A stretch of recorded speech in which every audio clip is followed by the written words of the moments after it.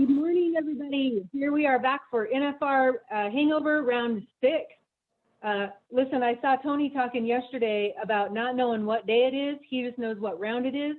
I can't even keep track of that. So thank goodness I have Jim Boy to keep me in line, which also is scary in itself.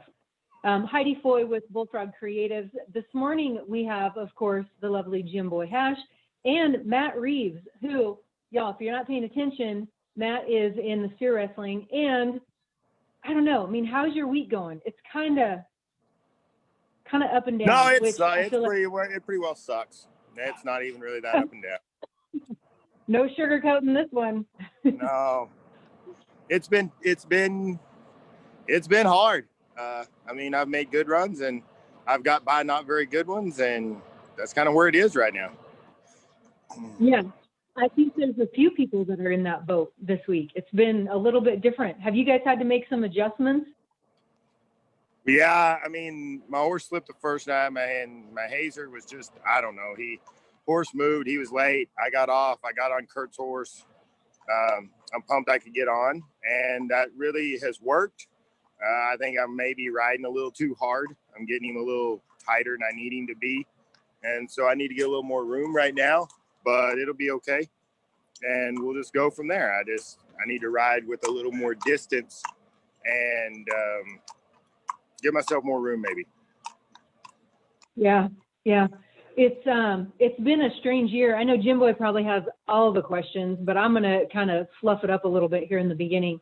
I don't know if I'm sure that you are aware because you had to have recorded it in advance, but last night they aired your story about your year, and I've never seen it.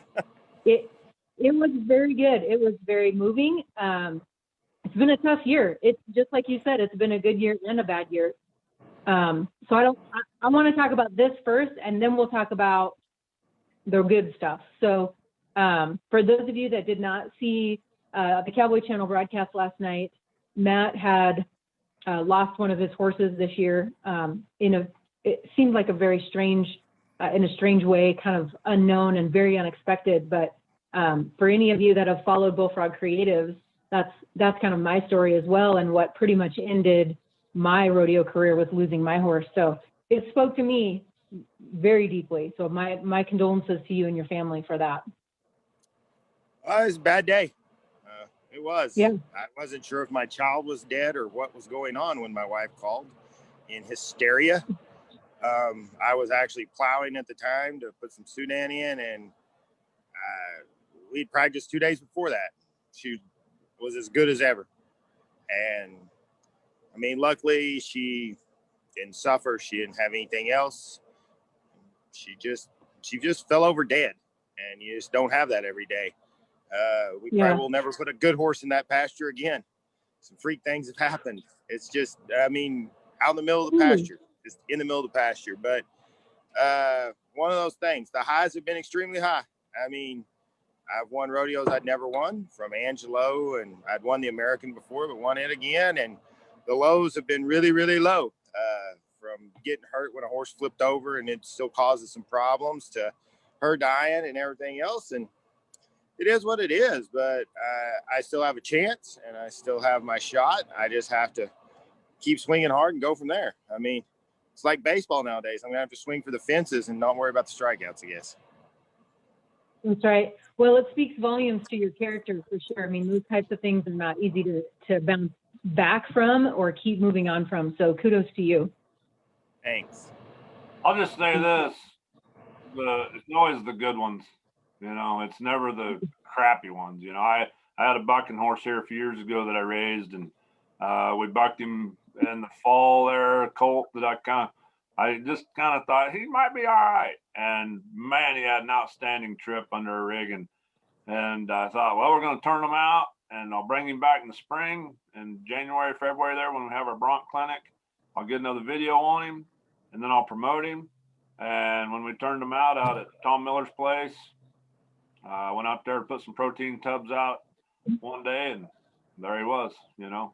And so, like I say, it's always the good ones, it seems like. It can't be. I mean, I looked around the pasture, I'm like, it could have been a number of 20 others. And nope, that's the good. And we've had some stuff too. A horse that she was making the NFR on died right at the end of the year, right after Hermiston that one year. And horse I made the finals on in 16 had to be put down. Well, both those had to be put down. The barrel horse shattered his pastern, and the other horse literally overreached and cut about a third of his foot off with the shoe from behind. And then her.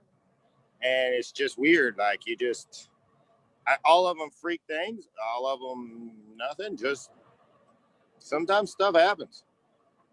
Mm-hmm. And it doesn't make life any easier. And it's been hard. But the bad thing is the red horse really didn't do anything wrong. He slipped one night and we missed the haze. Stuff happens. It'll be okay. Well, yeah, things that you don't even think about.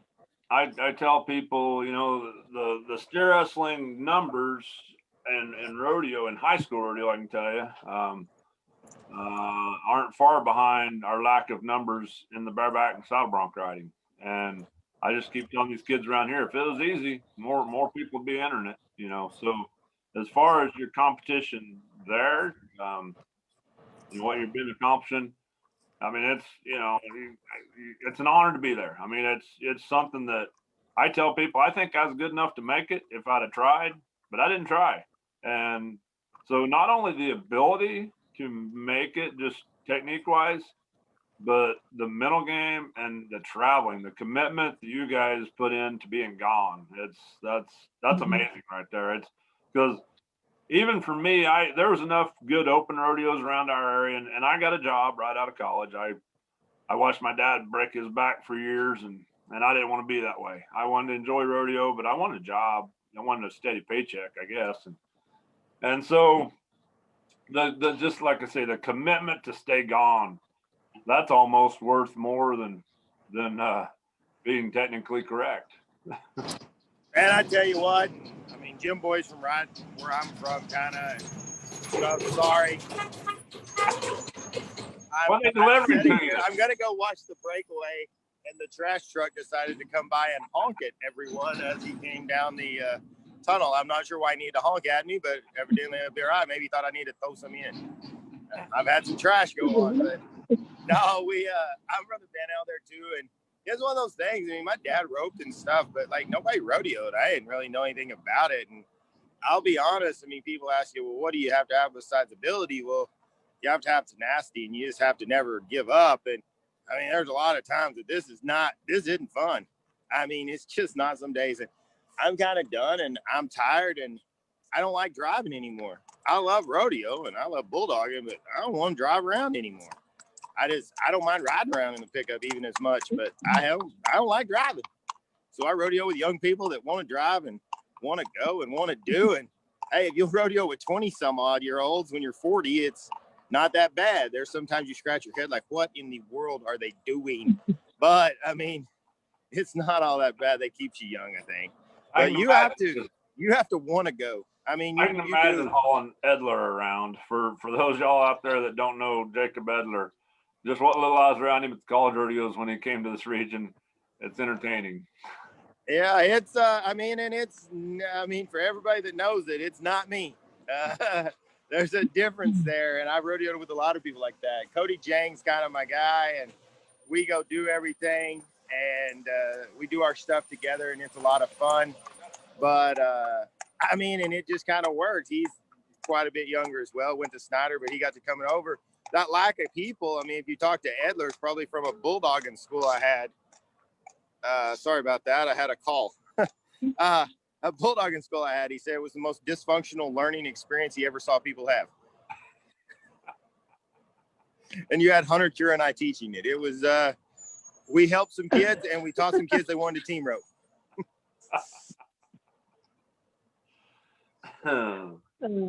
Well, Heidi, do you want to plug your sponsors before we get much further along?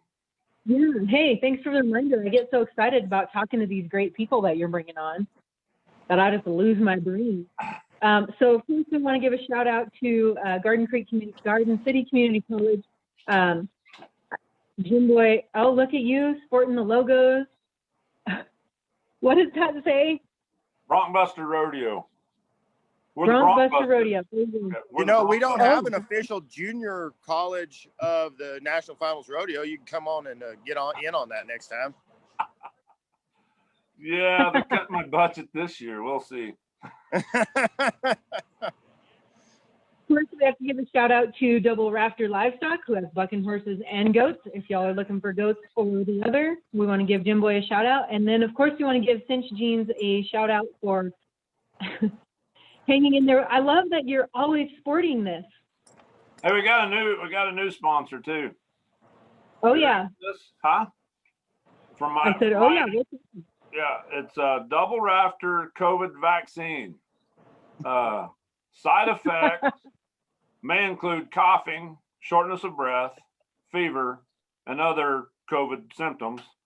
Now, no worries when it comes to you when we ship it out. If it comes in a bottle that says Baytril or Nuflor or even penicillin, it's the COVID vaccine. So no worries there. You know, so you'll be all right. You can send your hate mail to.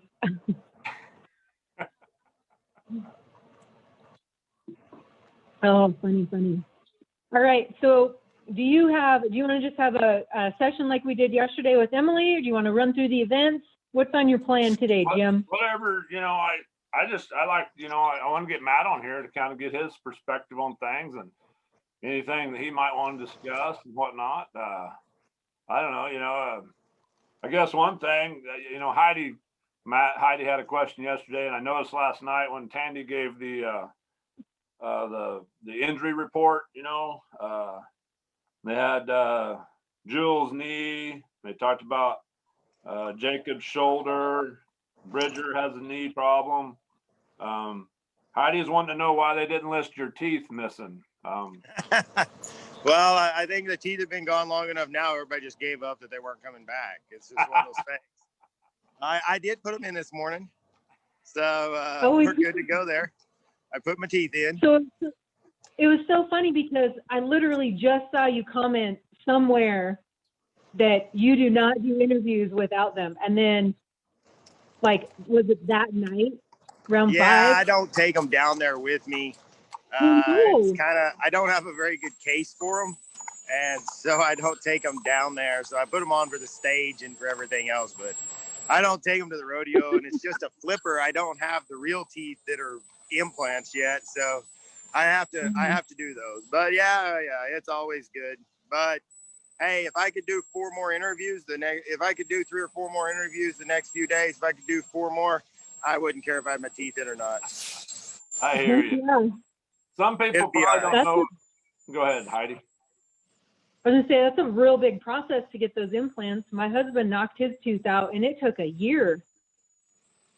Well, I had them pulled, and I waited 6 months, and then I got posts put in, and the bone rejected the post. So I literally had to pull one of them out on my own, and might as well pull the other one out on my own. And it was an unpleasant experience, as you can imagine. I got in the trailer. I was like, hey, this is coming out. Cody, I need you to pull this out. He goes, I don't do mouths, and turned around and left the trailer. I was like, what am I going to do? He goes, I guess your own. Like, it's on you, buddy. We'll support you from out here. I was like, you got to be kidding me. So I had to yank it out. Then I had to I did go to the doctor, and he yanked the other one out. So that was at least less pleasant still, but it was better than me doing it myself. So now they could have put them back in, but it's pretty hard on my blood sugar, and it's pretty. I don't feel very good for a few days. So I didn't feel very good for about 2 weeks. So I opted to wait till I get home from here, and I'll have posts put in again and go from there.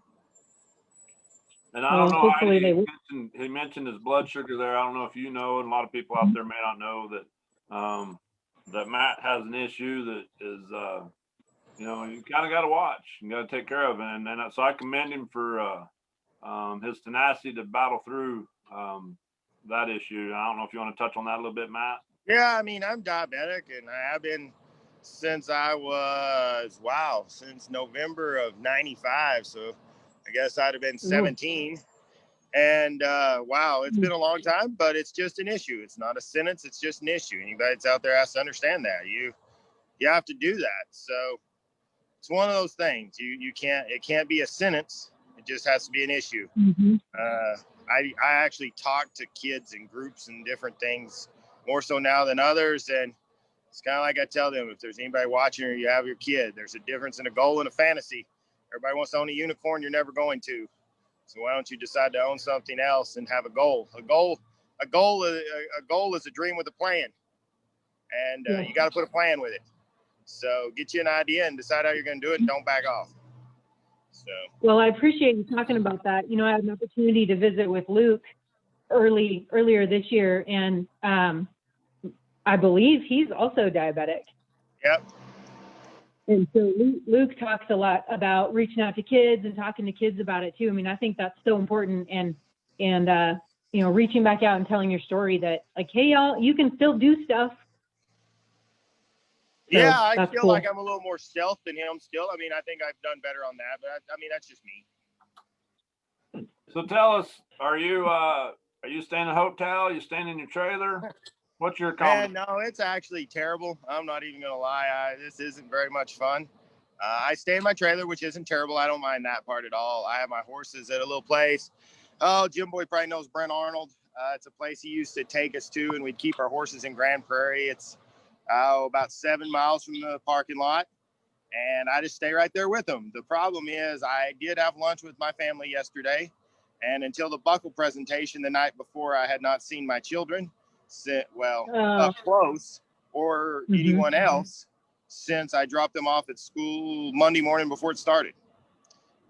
My kids have been around people and some things, and my wife is a nurse, so she had been going back to work some. They actually went home today my youngest one goes to speech today. So Huddy had to go to speech, but just in a precautionary situation and being diabetic, I'm more susceptible. So we've tried to do what we could to stay away. And it stinks. I'm glad they're having the rodeo. They've done a terrific job. But boy, you learn the things that you think are normal. I enjoy the fact you don't have to go to Cowboy Christmas, and especially the way my week's been, because you'd be amazed at the number of people that are experts on this. I mean, if you think you possibly had this figured out, just get on Facebook right after you didn't do well, and they will make sure and tell you. The first night I had this one guy, he horse slipped, went to his knee, no big deal, stuff happens. He offered me a horse that if I needed a good one, they'd be happy to bring him up. I'm not sure I'd ride him at an amateur rodeo. To say it irritated me would be being pretty mild. I mean, he's a fine horse. There's nothing wrong, but I mean, give me a break. So it's one of those things. You're amazed sometimes at what goes on. I mean, I can only imagine Emily, the way it had been a struggle that, you know, they're telling you how to ride and what to do and how you ought to do everything. I mean, it's crazy how it goes. And, you know, everybody's a genius. But like Jim Boy said, I'll tell you this, it's a 1-800 number. You ain't even got to have a cell phone. You can stop at a payphone and call in here, these sunbucks. So if you're that good at it, bow up, big boy, and get you a gas card and go have some fun. I remember one year when I was in Vegas long ago, I think I was out there when I was student director for our NRA meetings, and Brett Bacchus was roping Doyle Gellerman, and they were kind of struggling, you know, and I seen him one night after the rodeo, and I'm like, and I didn't say, you got to do this or that, because, you know, whatever. People know my team roping ability. But I'm like, come on, dude, you ain't doing it like I showed you. You let me down. You got to do it like I showed you. You remember, you watched some of them videos of me. And the next night they went out there and set the arena record, you know, and I took credit for that one too. So. Well, you never know. I'm just hoping you have the same effect on me you did her. That's all I'm counting on today. That's all I shared. I am fully encouraged that tonight I will have Pooch and throw the wine out of him and be like 3 flat. That's the thing. When we used to, when things were normal here, we'd have a Monday noon luncheon with our booster club. All the coaches would come and boosters would come. We'd have a lunch. We'd all get up, whoever's in season, and talk about our programs. And I told them guys, I said, you know, here's the thing in rodeo. You go, them kids get to compete one time. And for one thing, you could take a kid, if they stub their toe on the start, they're screwed. They may not make the short go if they're just a little off the barrier. Whereas a football player could blow an assignment on one play, and it could blow the assignment on a couple of plays. It may not even be noticeable, or it might have cost them. The other team might score a touchdown, but they can still come back and win. In rodeo, I mean, you blow a little assignment, you're done. I keep trying to explain to my older son, and then these boys here roping calves for me. This calf roping is a process of steps, little steps. If you mess one step up, you screwed up your next two steps, and you're in trouble. So you have to take care of every little step. But you know, the drawing is crazy. I mean, I remember back in the day, Dodge City's pro rodeo, when the steers would come from Cheyenne to Dodge City, and Sam Duval says one day, you might as well take 2 decks of cards, throw them in together, and try to draw one of the jokers, and then you'll be all right. And so the draw is critical. I mean, it's people don't understand how critical, and especially there. You know, there's a herd of 15 steers, and there's 2 that you want. My question is the fast pin. What's the? That's that. Okay, so that was the 6th round. Yep. Okay, you'll go back through them the same way as you did. Yeah, they come back in the 9th round.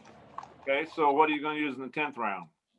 The pin that goes 1, 4, 7, 10.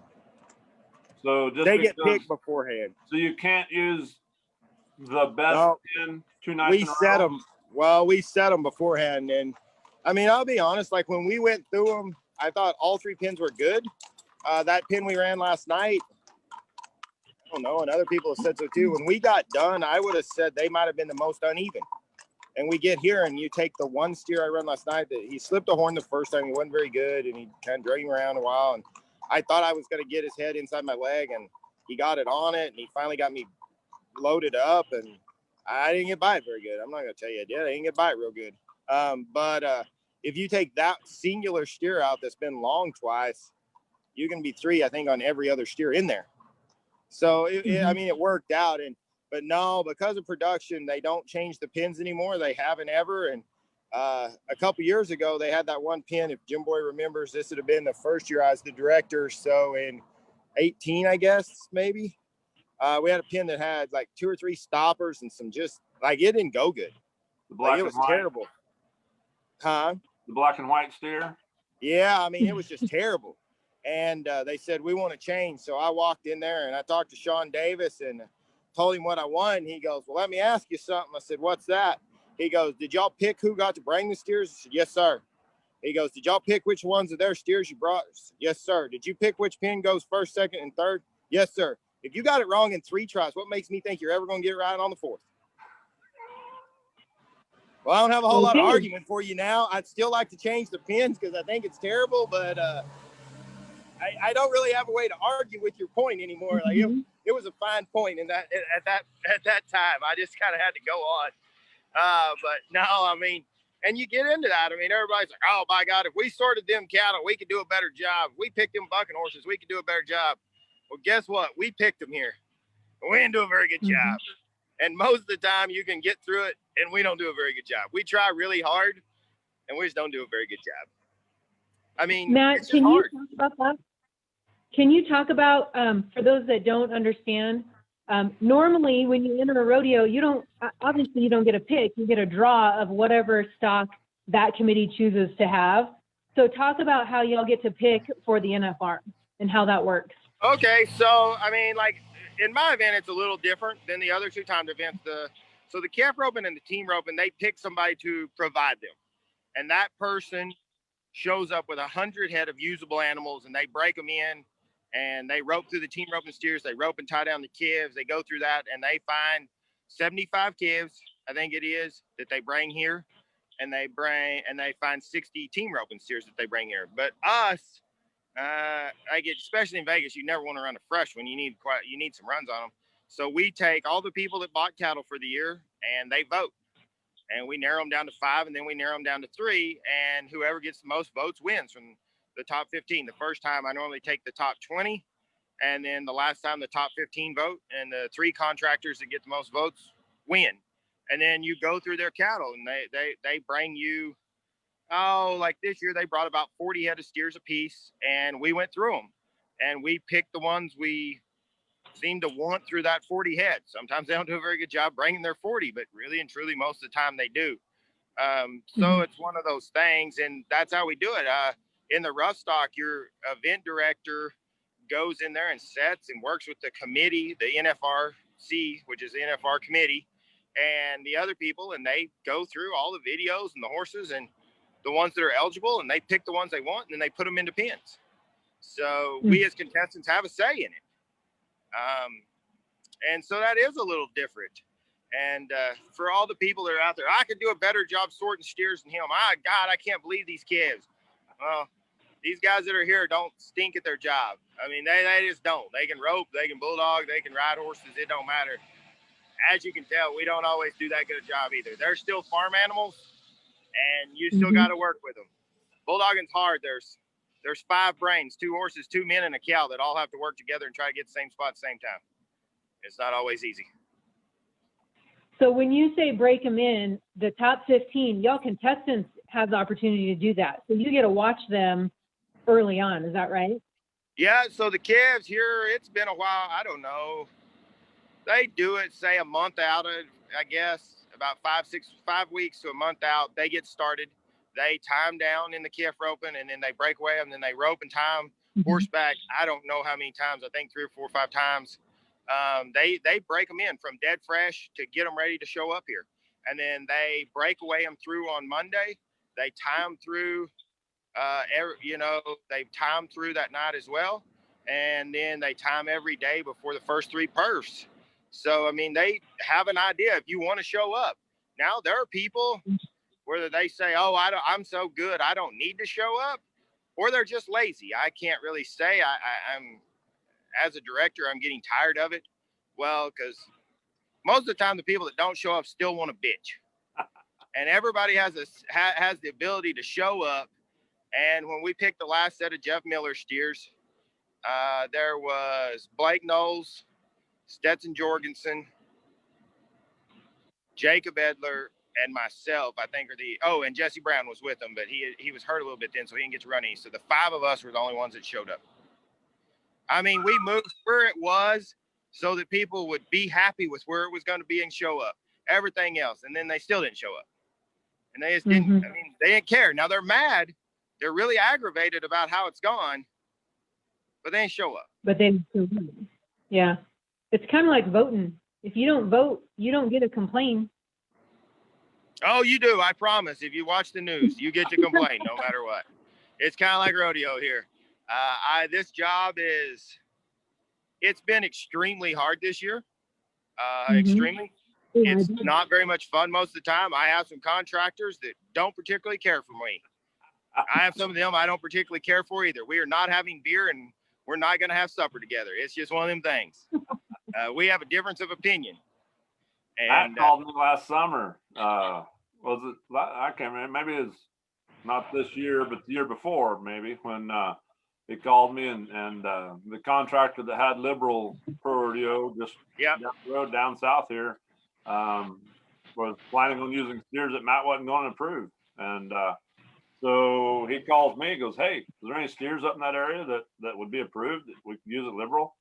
And I'm like, I bet I know of a set that's standing here close by. And so I hooked him up with my wife's family, and who leases steers for open rodeos, high school rodeos from Jace Honey, and so they had some they didn't have a rodeo that weekend, so they hauled them down there to Liberal for them, and so it's a thankless job being a director. I've served on about every board possible, and it's not a lot of fun sometimes. And the other thing, just being a supplier of cattle, especially the roping calves. I don't know how many people are out there that are watching this, but for those, there's a few people out there that's maybe done the old calf contracting, and it ain't much fun. I promise you. Unless Yeah, you like, I mean, if you're really good at setting the blackjack table in Vegas and taking a hit on a 20,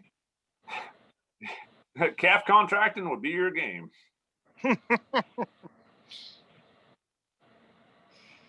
So let's catch up on some Facebook comments. Haley Kabza says, "Hey Matt, Dela, hey Krista, and Sanja. That's I don't know who that's that is. Sanja Hext. Oh, Sanja, yeah. JBH Karen's giving you a hard time for wearing a straw hat. It is not straw hat season. Karen's the local 6D barrel racer that we're going to put on Ghost Cam. Her and Emily's horses together on Ghost Cam. Justin, oh my goodness. Justin Jacobucci, don't even pay any attention to anything that Bucci says. Listen, this is a good one. My youngest is type 1 diabetic too. Thanks for advocating for T1D. That is true.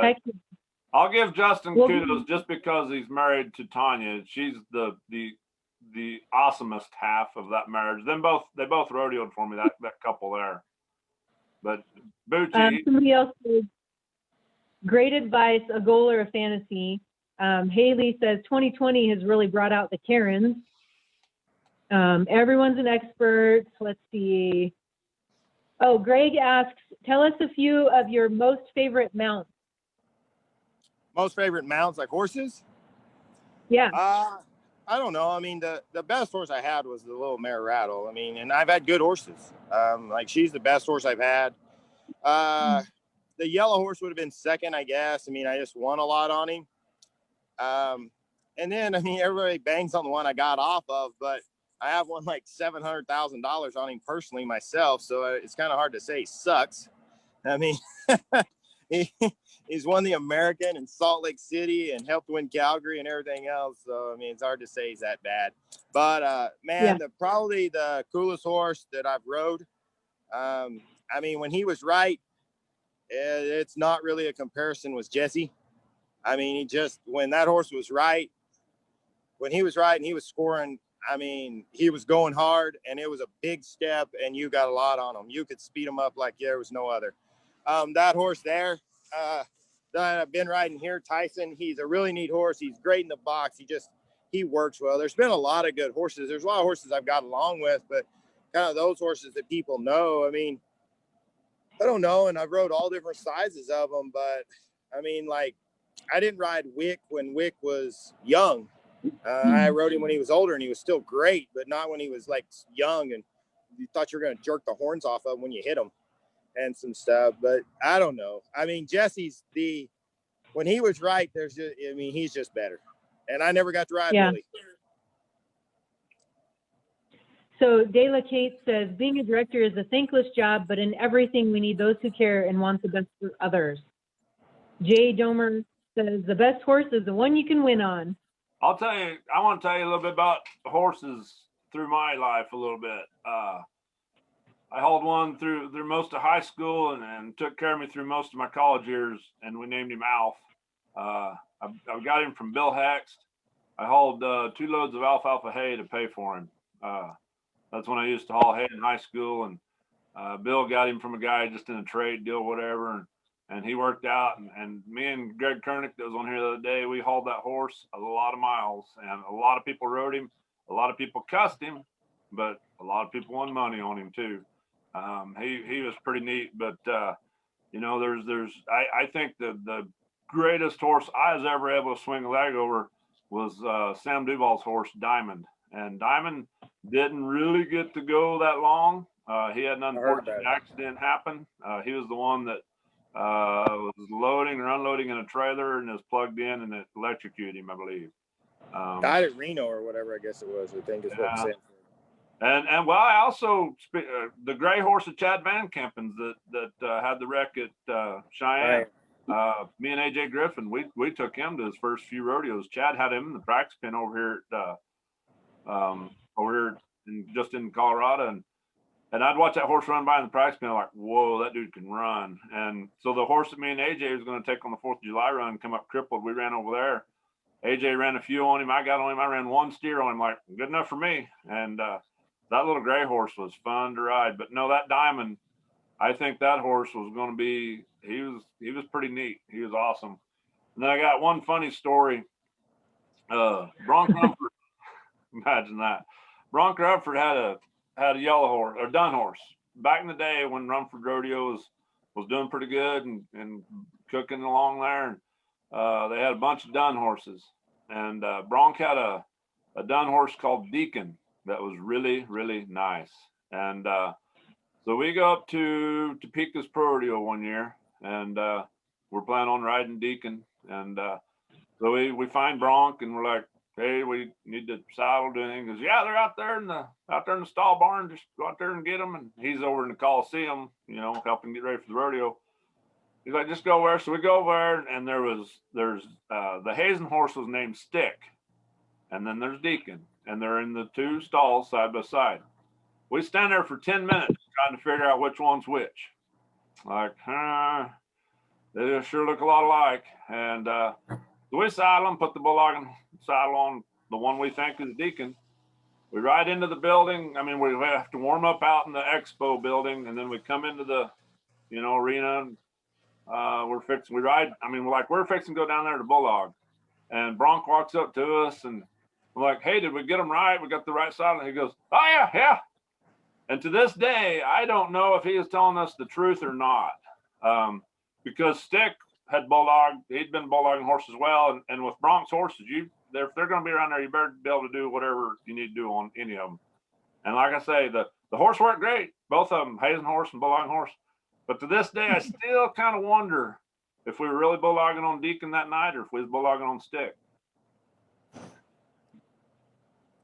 Well, since they're talking about horses, and we have a phrase for that sometimes around here. That's when you got bronked. So Jay Domer, you can laugh at that one. Several of y'all that are watching, Todd Butcher, yeah, we got bronked, I think. You'll have that. When I sold the yellow horse, I had a horse I called Nacho. I made the finals on him in 16, and I amateured around when I came home in 15. I went to 10 of them because you had to go to the finals, and I won the year end and everything else on him that year because he kind of just clicked and went to work and right when I came home. But I really thought, boy, this is going to be a good one. And I took him to the first jackpot after I sold that horse, big jackpot in Alvarado, American qualifier, all this. And we jumped out of the box and got hung up in the middle of it. And I had to jerk him off of it and jerk him down. And then he ran off, and they went and caught him. And Jim Boy knows Mickey, and Mickey brings him back to me. Mickey G brings him back to me. He goes, what are you going to do? And I kicked him in the belly. And I was like, we're going to try to win something. Damn it. And I got back on. I was 3-7. He was like, maybe you should make him jump out more often. And I swear to you, he jumped out of like 4 different boxes throughout the first little bit of trying to get this horse seasoned. And every time I won first. Every single time. I mean, it was always embarrassing when they had to take the barrier down so I could get back in the box because we had jumped out of the box. But it tended to be okay. Needless to say, I didn't have a lot of people that rode him. He was kind of a one-man horse. There were some people that rode him eventually, but not very many. Just Jason Thomas, he was a guy. He rode him in the short round at Nampa one time. Jim Boy will love this. And he backs in there, and Riley Hayes, because I had my Hazen horse there, and I knew I needed to be in the box. I said, hey, quit pulling. And he just kept pulling. I said, hey, quit pulling. He just kept pulling. The next thing I know, he's sitting there, just like that picture of that gray horse yesterday, in the box like a dog. He goes, what do I do? I said, man, I'd stop pulling sometime. I don't know, but you can't get no worse. And finally he stops pulling, and I finally kick him in his belly, and I'm like, you got to get up. And I pull on him, and he stands up, and he gets close. I said, just stop pulling, please. Just don't do it again. And I mean, we're in the middle of the short round in Nampa, Idaho, and my horse is sitting in the box like a dog in the corner. And I'm like, you have got to be kidding me. And I haven't gone yet. He worked great for both of us, and we both won money and did good. But horses will, like Jim Boy said the other day, a bucking horse make you look stupid. Man, you brag on one just a little bit, boy, they'll make you look stupid. Sounds like I had a new barrel horse, a new fancy barrel horse, and my first run, he blew to the other end. So we kind of lost our fanciness after that. He came if around. You ever but think you're a hell of a horse trainer, just have an argument with your barrel racing wife and go ahead and make you run on her barrel horse. It's not as easy as you thought it was when you were 8, I promise. Listen, my dad got on my barrel horse in high school, and he didn't do that again, and he changed his tune after that. Best story ever. Well, I rode the one that she was making the files on that had to be put down because he showered his pastor, and we were having a pretty good argument that day, and I really thought I was smart. She's like, by God, if you're so damn smart, why don't you do it? And she doesn't yell at me very often, or she doesn't get mad very much. If anybody that knows my wife, she just doesn't. And I was like, by God, I'm pretty handy. I can handle this. When I was 8 and 9, it seemed like running barrels was pretty dadgum easy. It was not that easy. I did do it, and I was still kicking, but it was more kicking out of self-defense than it was actual motivation, but it was all right. I wasn't going to back off of it any. I was going to keep my foot on the throttle and go somewhere. The best part, I mean, I assume you just hopped right on in her barrel saddle. Oh yeah, I rode her barrel saddle. I did let the stirrups out. I don't think I could have rode her stirrups. I am not Ed Wright. I am not going to ride stirrups that size. It's not happening. Hey, I got a question. The yellow armbands last night, what was that? Oh, so it was a yellow. They had a deal going. Shelby McCamey. McCamey's her last name. I think Shelby's right. She picked a horse up for me. That should be better, but it is about suicide awareness, and they wanted you to wear yellow. I didn't have any yellow. I didn't stop at a store, so that's life. I mean, sometimes it's just life. You don't think about things when they haven't got started. They wanted you to do that. So guys, people, some of them got bandanas from folks in the parking lot. Nobody offered me one. I'm not very popular. It's life. So if you want to lose all your friends and find out who doesn't like you, just be the director a while. You're sure to have a lot of alone time. If you don't have enough alone time, put your phone on speakerphone on your truck and drive around with somebody and everybody get in the trailer so you can do it by yourself. But that was it. It was another awareness deal. Evidently a lot of bulldoggers had a sticker on. I never got one. I guess Dakota was handing them out. They were for his mother-in-law. And once again, I guess I just wasn't in the group, but she just is a tragedy there. So those were kind of the two things last night. The armbands were for Tom Carney's wife, and some stuff. So yeah, it's good. I'm going to say something, and I guess I'm going to bring it out here, and good, bad, or indifferent. I thought the night that they honored everybody that had passed was good, but I thought we missed one that was pretty big, and they didn't have Marty Melvin on there. And I'd say with what that guy won and what the guy did, and he was a pretty nice fella. He sure was to me. Yeah. I felt like they probably should have had him up there. I kind of am disappointed for his family and them that didn't happen. Yeah, that was Marty. I had a guy tell me I could get him in his truck, and I passed on that. And I don't know. I guess I'm where I'm at because God put me here. But Marty was a hell of a good bulldogger, good guy, I think. Yeah, I mean, and nice man. I don't know. I just wish. I don't know. That's one of those that it sure seemed like we probably should have had him on that list for sure. Yeah. Mm-hmm. So speaking of opening, go ahead. Brian Schwinn said, I enjoyed the opening ceremony last night. Loved seeing Nolan Ryan. I noticed he waves his hand with 3 fingers like he's throwing a baseball. And I believe Emily took her Tuaca shot. And way to go, Matt. Have enjoyed seeing you each performance. Yeah, the openings have been good. They're all different. They're all interesting. But nope, the openings have been good, I'd say. So it's a different field than Vegas. But it's been, we get to see them. We're out there. We watch them on TV. So it's pretty neat. Anything else interesting you can tell us? I don't know. Oh man, everybody's worried about what's it gonna pay. I guess I'll go there. I mean, yeah, we have fans. It's gonna pay normal. Like, everybody, calm down. They're not trying to cheat you. It's gonna be okay. They didn't do all this work to steal from you, I don't think. I tell you what, I watched the team roping for the first time last night.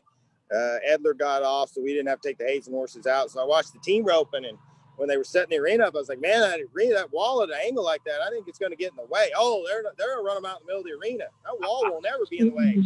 Well, they're right. I mean, those 11 people, they were all right. But those 4 people that were up the wall going up it, it was, boy, that wall really looked in the way for them last night. It wasn't very good. So I noticed that you can lengthen the barrier all you want until you get it really long. Man, that is wicked. It is something right there. So one of those things, rough stock, it looks like they're getting sore. My goodness, I can't imagine they don't. I got on a few bareback horses. I'm not a bareback rider, and I figured out I didn't like it at all, and it sucked. That was not for me. So, man, some of them poor guys look a little sore in the bareback riding and bull riding. I feel for them, but it's a heck of a deal. I think it's been a great rodeo, but I don't know. The top of the ground looked extremely good last night in the barrel race. The top of the ground when they started, they were really fast, and then the top of the ground when they drug, they were really fast, and everybody else kind of was there. So, it's rodeo. It doesn't matter how you look at it or what they're doing. It's still rodeo. And it's kind of one of those things. It looks behind you like it's pretty nice there today. Is this one of the nicer days? Man, the last couple of days, dude, it's been awesome. I mean, I've taken a nap in the afternoon just before I come out here with the door and the windows open in the trailer, and heck, I actually almost wanted to shut them and turn the AC on yesterday. Any they'll open the roof then? I don't think so. Just because so many things hang and whatnot, I doubt it. I guess Marty H just went by. You can tell some of the kids looked a little tired too. RJ had one that was pretty strong there the nights before. He said Marty had run him before in the third round, and he kind of flounced. And then last night he held it all he could, and that Bramer fell down and didn't care. So he didn't jerk him down. That was falling down. And so that's one of those things that everybody has to remember. This is still rodeo, and you better draw good. Boy, they were fast though last night, weren't they? What, 6'8", 6'9", 7'1", 7'5". 8'1" was last hole. Rodeo, man. You got to draw good, and you got to use them when you have them. Oh yeah. David Browder says the bareback riding was outstanding last night. Yeah, I get to see some of it. So yeah. David's a bareback rider. That's all he wants to talk about. Listen, the bareback I've seen some great rides. I went to a judging school a while back, so I like to see if I can figure out who's supposed to win the right places. And I'm going to say I'm not always real good with the score, but so far the placings have been semi-right, so that's okay. I don't know that it's a very good deal, but I try hard, so we'll see how it goes. The way everybody's talked about the judging here, I'm kind of disappointed that I'm getting them in the kind of the same order they are, because it looks like I'll just turn them upside down. Everybody'd be happier. It's funny. All the people that win money are always happy, and all the people that don't really think it stunk. Well, it's, my opinion on the judging deal, there's some things there maybe, but sometimes it comes down to, do you like a blonde better or a redhead better? Who knows? Man, I tell you what, and it's hard. And angles, everybody thinks, oh, they're seeing exactly what the judge is seeing. Man, angles make a big difference. There was a pretty questionable call the other day in the team roping, and I saw two different angles of it, and they were completely different runs from the two different angles.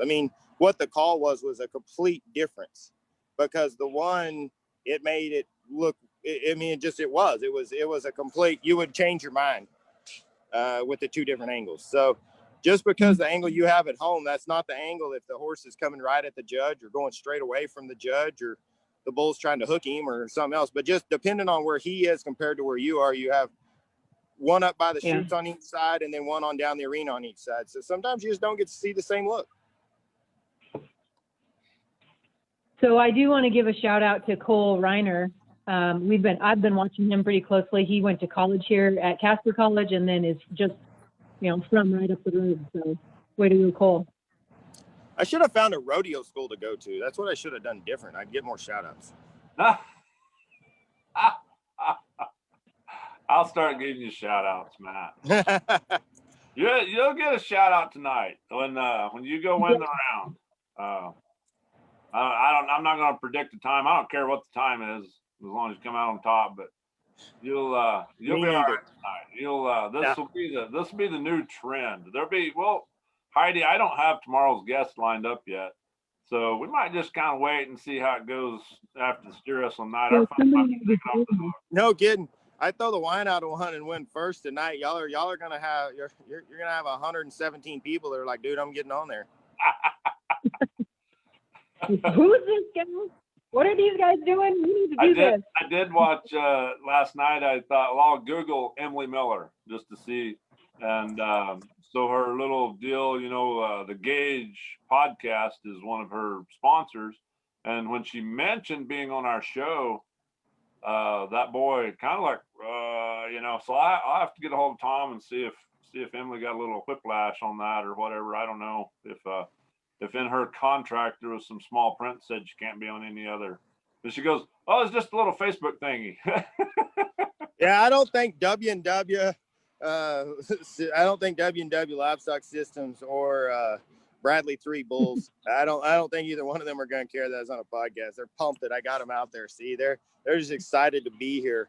ADM Feeds and Brock Vet Clinic. I'm going to say that they're all just excited. If you want to have a good story and you want to be entertained, going to Lamesa and going to Brock Vet Clinic's always good. If you get Bo to tell you stories, it's normally an entertaining day, whether you found the exact answer you wanted or not. If you haven't ever read his book, it's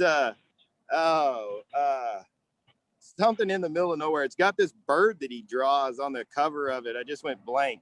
Oh, Crowded in the Middle of Nowhere. That's what it is. You should maybe get Bo Brock's book and read it because it is highly entertaining. The one about the barrel racer where they can't figure out why it slowed down, and they finally come over to him and said, man, she's gained like 30 pounds and we're pretty sure that's the 2/10. We've been to 7 vets and they all said the horses sound. We were just hoping you could tell her. I was like, wow, that's asking maybe a little much. No. Tony Rossi says tomorrow's guest should be Ty Wallace. Shaylee Elliott said Matt and Emily need to both come back tomorrow. Yeah. And Tony Brantino says the Guru Jim Boy Hash predicting winners since yesterday's show. Oh man, no, hey, I'll do like Jim Boy told her. I'm just gonna try to blow the bear out, rip his horn, rip his head, rip his horns off over there, and get that nose out to the left and go from there. This isn't a hard game. Sometimes I will say that steer last night, that's tough when you get a steer that traps you down like that's not good, and that's where you'll see some guys hurt their knees. And so that is, man, I thought I could get his head inside. He slipped it the first time. They didn't get him caught very good, and I really thought I could get his nose inside my leg so that I had it. And he picks his head up a little bit, and I don't know if you can see on TV. I mean, I could feel it and saw it, and I saw it on a video somebody sent me on another deal that wasn't from TV, but he picks it up and shoulders into you a little bit and holds his head away when he did it. And so I got all I could, but he dropped his head on my leg, and boy, he loaded it up pretty hard, no holds barred. And I kept going down and forward trying to get there, but the more I did, he was so flat. It when it started to pop up, Jim Boy, I don't know if you can see it on there, and maybe I'm wrong. The people I trust told me I was right on when I said it, so I guess I'll take it. But when I got his nose coming up, he quit coming around the corner. He never finished to 180, and he sucked back, and he has kind of cow horns, and they're not very big, and he almost got it by me, and it was kind of one of the things I had to hold on to throw him down. And you'll have that. I mean, it's guys, we try hard, but they're not all first place steers. It doesn't matter if there's 2 steers, one's better than the other one. You got on that case there comes a point where you can't be stupid and let him get away from you. And even Jessica's like, don't let him go, Yeah, I mean, like I say, Kurt laughed. He goes, well, you could have tried the philosophy of just hit plumb sideways and reach in. He goes, you might have been 3. I highly doubt it, but that's the only shot you were going to have to be 3 because you just can't. I mean, and he ran. I hit the barrier and he ran. Yeah, he did. I mean, he was shooting. I mean, it's not like he was one of them that you could catch up too fast and have Waller in time. He went ahead and hauled butt, so you had to run him a little ways and then load it up. But heck, I don't know. I think it's been good. It's not been what I wanted. I won a lot of money here at last few times, and hey, I never want to. I was pumped. Last year was the first buckle I'd won at the NFR since 13, so it's pretty good. But hey, if you want a fun rodeo story though, the first PRCA buckle I ever won, second go around 2007. I was 3-5 on a steer that ran hard enough they didn't think you could win a check on. I told BA I didn't know what I was going to do, but I was going to go as fast as I'd ever gone in my life. I run him a tick to the right, halfway down the arena, got up, and they said 3-5, and I won the round. And that's the first buckle I ever won in the PRCA. Well, that's more than a lot of people have ever won. Yes, sir. Jim Boy actually kind of knows my family and stuff too, so he knows that it's been an interesting process, I think. We both come from dysfunctional families. Dallas, my sister, in a loving manner, earlier this year, my brother-in-law goes, "Man, did you ever think, you'd be able to say like your brother's the best bulldogger in the world?" She goes, "I don't know about that. He might be in the top 10, but that's not." Appreciate that, Michelle. That's pumped. Brutal. Nothing like brutal honesty in the Reeves family. Hey, tell us, you're going to know more. You're going to know better than anybody probably that we've had on here.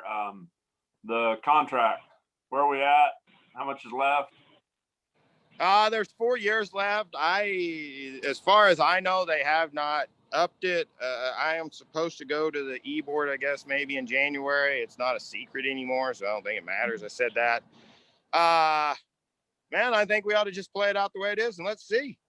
I mean, we have a contract. I'm not saying I don't care. I mean, it doesn't matter to me. But I think you got to go where the best thing for everybody is. And there's lots of things that go into that.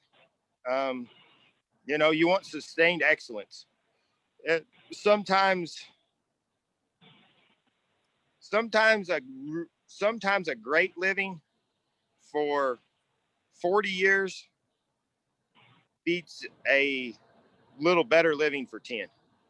So I think everybody has to understand that too. I think, there's things that you have to weigh and balance there. And I think you need people that want to look at that, and they don't want to just say, well, heck, man, for 5 years, look how much money we got. No, I mean, it stinks for the rest of the people 5 years after that or something, and I don't think the NFR is ever going to stink, but I think you need to handle things in a good manner. And I have no idea what that means, but I know this. I mean, I don't know it all, but I sure ain't scared to ask a question. And Jim Boy's been around me, so he knows that. I mean, I'm not scared to ask a question.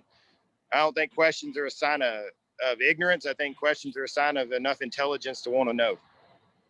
Mm-hmm. And that's the main thing there. The contract is what it is. I don't really know. I'm not on the e-board. I didn't handle it. I don't get into that part of it yet. So I will then. But I know there's 4 years left. I don't think they're going to add the year to it, but we'll see, I guess. We were supposed to have a cost of living increase this year too. So are we going to get that out there now? I mean, certain things that go on. Yeah.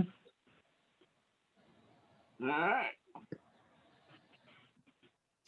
There you go. So I guess, I don't know. Jimbo, you got any other questions? You want me to wrap it up? I don't care, whatever. I'm going to go watch the breakaway roping, so that's good. I'm going to go see how this goes. I got through all my notes. Matt wants to go watch the breakaway roping. I appreciate you being on here, Matt. It's been fun, entertaining. I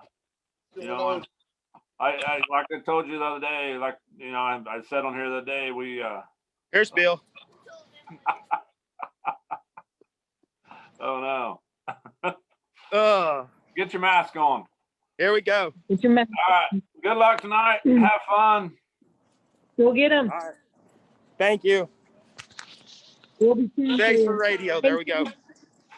Yeah. For everybody watching live, thank you so much for tuning in. Tomorrow's guest, I'll let you know what we come up with. We want to give a shout out to, of course, Matt Reeves. Thank you so much for your time. He's already checked out, which is totally fine. Thank you for your time. Thanks for all the inside scoop. Jim Boy, of course, thank you for your time as well. It's been fun. We want to give a shout out to Double Rafter Livestock, Garden City Community College, and this lovely little platform, Bullfrog Creative.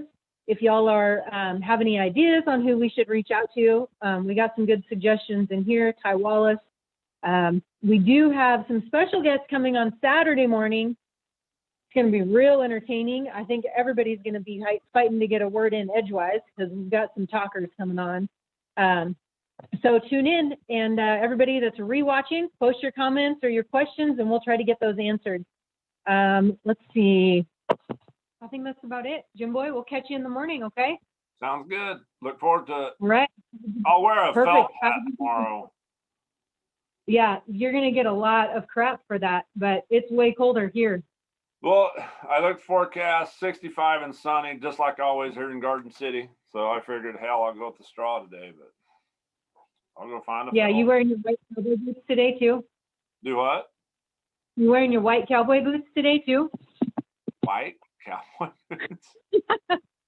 You're not supposed to wear white after Labor Day. That's the fashion trend. The part of this hangover show was not to be like all the other shows, and it seems like the end part, you can't have a show that doesn't discuss fashion. And even the other day, it's like men's fashion. And you can ask my sister Dayla, who comments on here. I've never been a fashionista. I'm sure you are. You're setting trends. Yeah. All right. We'll catch you guys tomorrow. Thanks for tuning in.